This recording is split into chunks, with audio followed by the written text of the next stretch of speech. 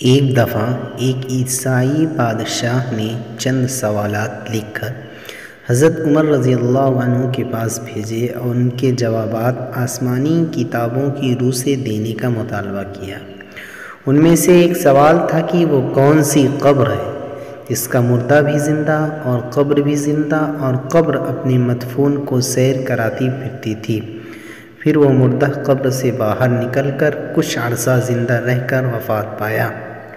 حضرت عمر رضی اللہ عنہ نے حضرت عبداللہ بن عباس رضی اللہ عنہ کو فرمایا کہ ان سوالات کے جوابات لکھ دیں۔ حضرت عبداللہ رضی اللہ تعالی عنہ نے اس سوال کا جواب تحریر فرمایا۔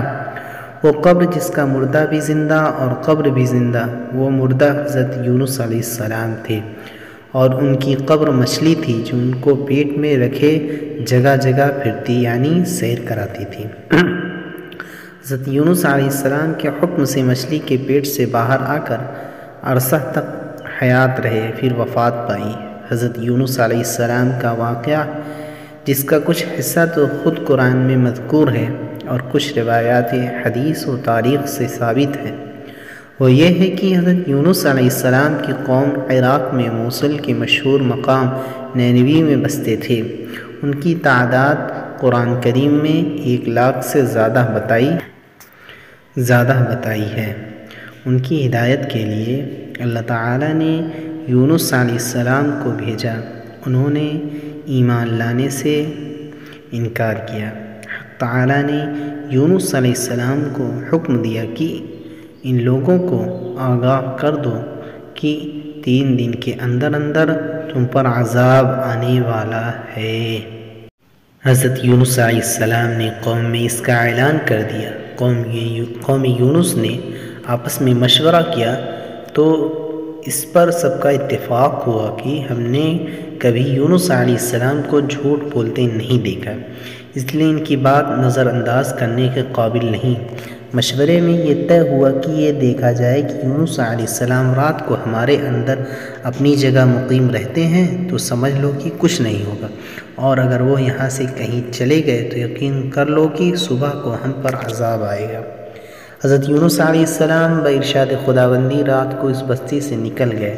صبح ہوئی تو عذاب الہی ایک سیاہ دھوئیں اور بادل کی شکل میں ان کے سروں پر منڈلانے لگا اور فضائے آسمانی سے نیچے ان کے قریب ہونے لگا تو ان کو یقین ہو گیا کہ اب ہم سب ہلاک ہونے والے ہیں۔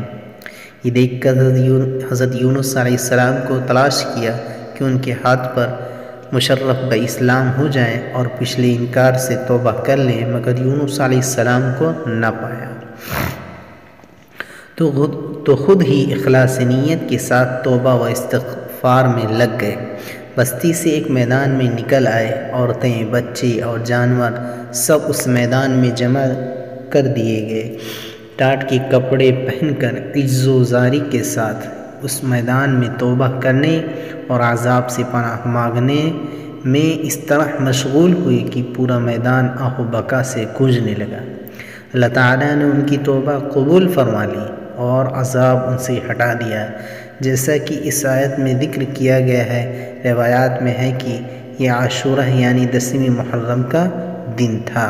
ادھر حضرت یونس علیہ السلام بستی سے باہر اس انتظار میں تھے کہ اب اس قوم پر عذاب نازل ہوگا۔ ان کے توبہ استغفار کا حال ان کو معلوم نہ تھا۔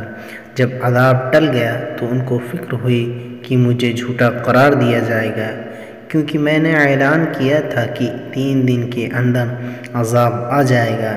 اس قوم میں قانون یہ تھا کہ جس شخص کا جھوٹ معلوم ہو اور وہ اپنے کلام پر کوئی شہادت نہیں پیش کرے تو ان کو قتل کر دیا جاتا تھا۔ حضرت یونس علیہ السلام کو فکر ہوئی کہ مجھے جھوٹا قرار دے کر قتل کر دیا جائے گا۔ انبیاء علیہم السلام ہر گناہ و معصیت سے معصوم ہوتے ہیں، مگر انسانی فطرت و طبیعت سے جدا نہیں ہوتے۔ اس وقت تو یونس علیہ السلام کو طبعی طور پر یہ ملال ہوا کہ میں نے بحکم الہی اعلان کیا تھا اور میں اعلان کی وجہ سے جھوٹا قرار دیا جاؤں گا۔ اپنی جگہ واپس جاؤں، کس منہ سے جاؤں اور قوم کے قانون کے مطابق گردن زنی بنوں؟ اس رنج و غم اور پریشانی کے عالم میں اسے شہر سے نکل جانے کا ارادہ کر کے چل دیے، یہاں تک کہ بحر روم کے کنارہ پر پہنچ گئے۔ وہاں ایک کشتی دیکھی جس میں لوگ سوار ہو رہے تھے۔ یونس علیہ السلام کو ان لوگوں نے پہچان لیا اور بغیر کرایہ کے سوار کر لیا۔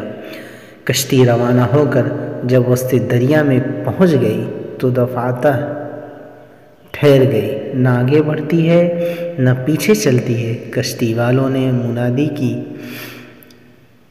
ہماری اس کشتی من جانب اللہ یعنی شان ہے، جب اس میں کوئی ظالم گنہگار یا بھاگا ہوا غلام سوار ہو جاتا ہے تو یہ کشتی خود بخود رک جاتی ہے۔ اس آدمی کو ظاہر کر دینا چاہیے تاکہ ایک آدمی کی وجہ سے سب پر مصیبت نہ آئے۔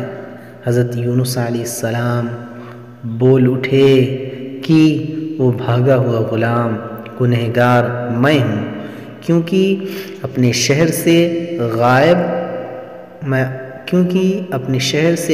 ہو کر کشتی میں سوار ہوا، ایک طبعی خوف کی وجہ سے تھا۔ باذن الہی یہ تھا کہ اس بغیر اذن کے اس طرف آنے کو حضرت یونس علیہ السلام کو پیغمبرانہ شان نے ایک گناہ قرار دیا کہ پیغمبر کی کوئی نقل و حرکت بلا اذن کے نہیں ہونی چاہیے تھی، اس لیے فرمایا کہ مجھے دریا میں ڈال دو تو تم سب اس عذاب سے بچ جاؤ گے۔ کشتی والے اس پر تیار نہ ہوئے بلکہ انہوں نے قرعہ اندازی کی تاکہ قرعہ میں جس کا نام نکل آئے اس کو دریا میں ڈالا جائے۔ اتفاقاً قرعہ میں حضرت یونس علیہ السلام کا نام نکل آیا۔ ان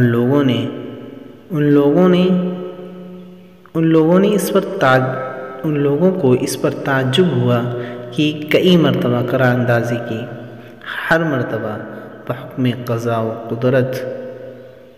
و قدر حضرت یونس علیہ السلام کا ہی نام آتا رہا۔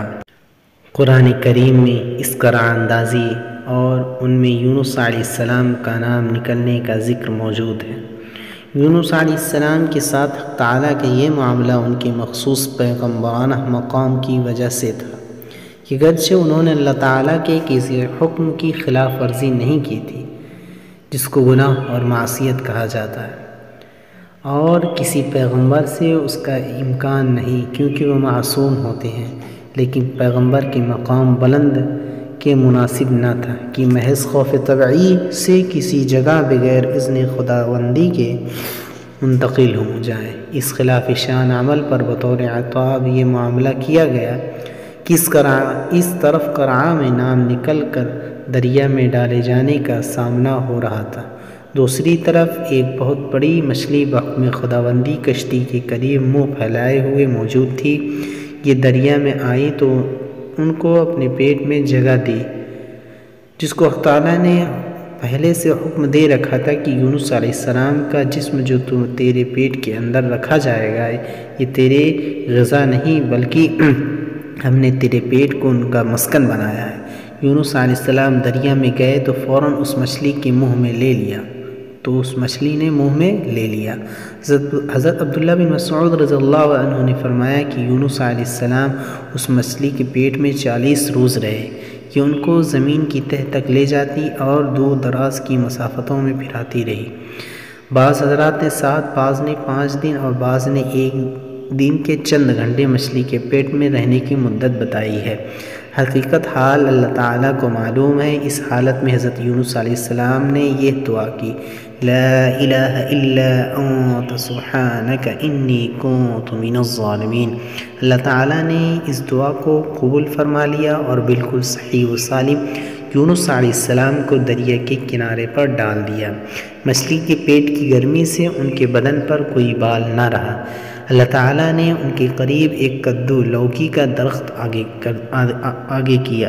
اگا دیا، جس کے پتوں کا سایہ بھی حضرت یونس علیہ السلام کے لیے ایک راحت بن گئی۔ اور ایک جنگلی بکری کو اللہ تعالیٰ نے اشارہ فرما دیا کہ وہ صبح و شام ان کے پاس آ کھڑی ہوتی اور وہ اس کا دودھ پی لیتے تھے۔ اس طرح حضرت یونس علیہ السلام کو اس لغزش پر تنبیہ بھی ہو گئی اور بعد میں ان کی قوم کو بھی پورا حال معلوم ہو گیا۔